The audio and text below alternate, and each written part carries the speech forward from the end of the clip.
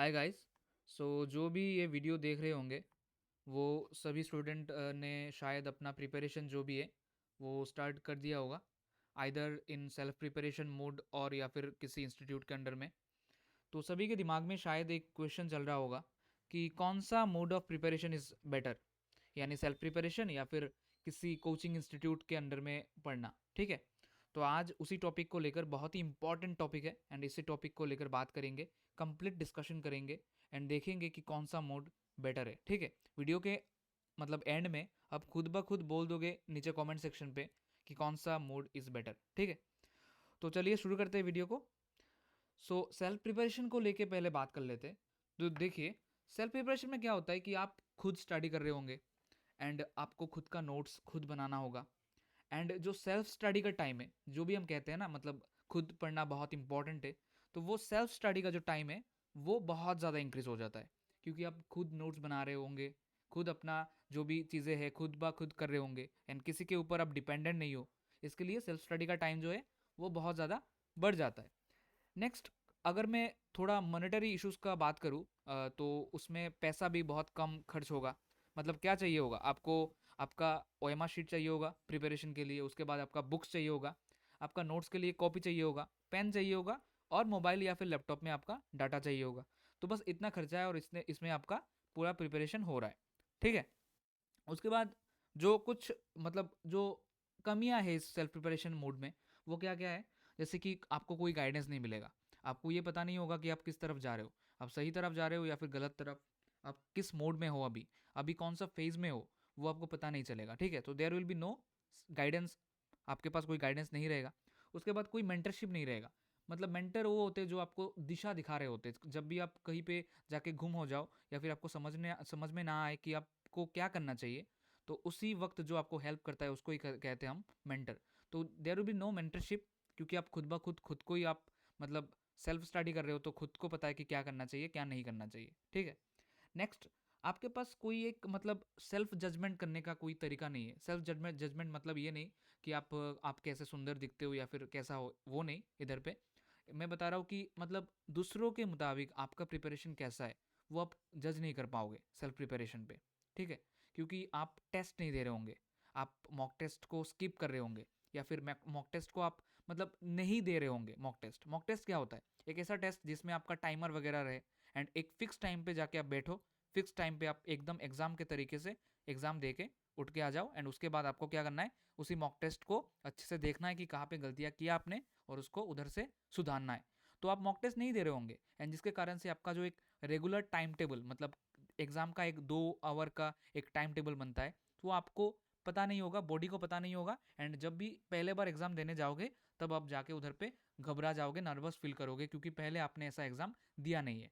तो mock test ना देना या फिर ये नहीं देख पाना कि मॉक टेस्ट देने के बाद, फॉर एग्जाम्पल आपने 1000 स्टूडेंट के साथ बैठ के या फिर ऑनलाइन मोड में आपने मॉक टेस्ट दिया, देने के बाद आपको पता चलेगा कि आप उस 1000 स्टूडेंट में कहाँ स्टैंड करते हो।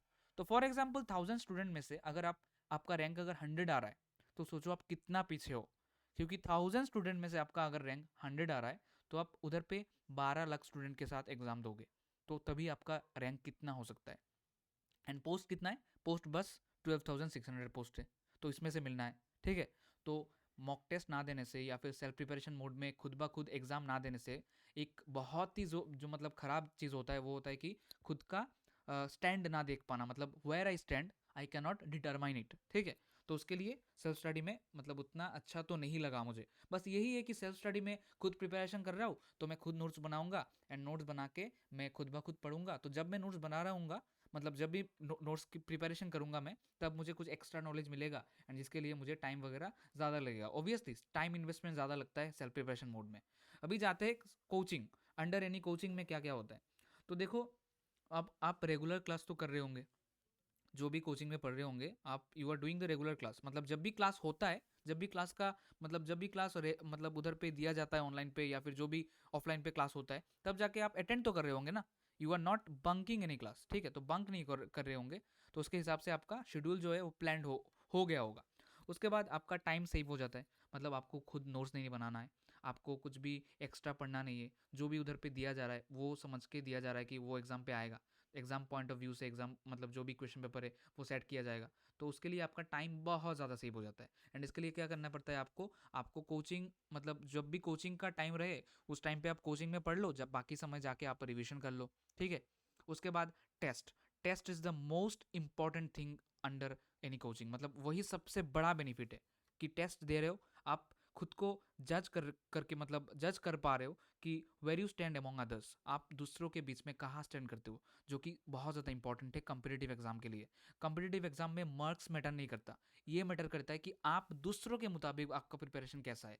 फॉर एग्जाम्पल आपको 99 मिल गया, अभी आपका 99 मिला लेकिन 100 और 10,000 स्टूडेंट्स को मिल गया, तो 100 will be the topper mark और आप नीचे रह जाओगे, आपको जॉब नहीं मिलेगा। तो इधर पे आपका रैंक मैटर करता है, नॉट मार्क्स, ठीक है। अगर पेपर का जो तरीका है, पेपर का जो धरन है वो अगर थोड़ा टफ रहे तो आपको कम मार्क्स मिलने से भी आप मतलब सेटिस्फाई या फिर आप सिलेक्ट हो जाओगे, ठीक है। तो इसलिए आपको मैं हर मतलब जो भी स्टूडेंट मेरे साथ बात करता है, मैं हर हर समय यही पूछता हूँ कि आप मॉक टेस्ट दे रहे हो क्या, तो मॉक टेस्ट देना एंड मॉक टेस्ट से खुद का स्टैंड निकालना कि मैं कहाँ पे अभी हूँ एंड मुझे क्या गलतियाँ हो रहा है, मुझे कैसे सुधारना है, वो सबसे ज़्यादा इंपॉर्टेंट है कॉम्पिटिटिव एग्जाम के लिए। प्लस मॉक टेस्ट रेगुलरली देने से क्या होता है कि आपको पता चलता है कि एग्जाम में किस टाइप का क्वेश्चन ज़्यादा आ रहा है। फॉर एग्जाम्पल जैसे कि हम हमारा जो उन्नति का जो अभी कोचिंग बैच चल रहा है उनमें टोटल 50 मॉक टेस्ट होगा। तो पकड़ पकड़ लो एक chapter H C F L C M, अगर H C F L C M से आपने 50 टेस्ट दे दिया और हर एक टेस्ट में से आपने मतलब किसी चैप्टर का एक क्वेश्चन भी किया है, तो you will be doing 50 question, मतलब आप कम से कम 50 क्वेश्चन तो करोगे ना। तो किसी एक टॉपिक का अगर 50 क्वेश्चन आपको मतलब मैं दे दूँ एंड आप सॉल्व कर लो उसको, एटलीस्ट आपको पता चल जाएगा ना कौन सा टॉपिक में से ज़्यादा क्वेश्चन बन रहा है या फिर कैसे टाइप का क्वेश्चन बन रहा है। तो इसके लिए भी मॉक टेस्ट देना बहुत इंपॉर्टेंट हो जाता है, ठीक है। तो यही था वीडियो कि क्या डिफरेंस है सेल्फ स्टडी एंड कोचिंग के अंदर पढ़ने में। आपको अगर अच्छा लगा तो वीडियो को प्लीज़ शेयर करना।